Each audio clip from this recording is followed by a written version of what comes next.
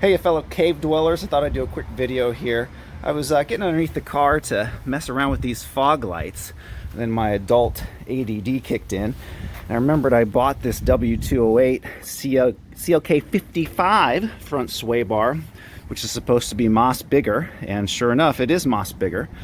So let's get underneath there, bolt the SOB up, and then claim it completely changed the driving character of this pile of German rust. All right, here it is installed, rust and all. Yep, clears the oil pan. Yep, bolts in fine. Bolted up to the control arm fine. Give her one more little pull. Yeah, that's better. That's definitely better. All right, let's see how this feels.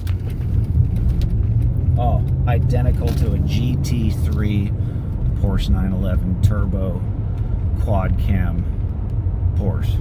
Unbelievable. No, but in all seriousness, that's definitely a nice little improvement.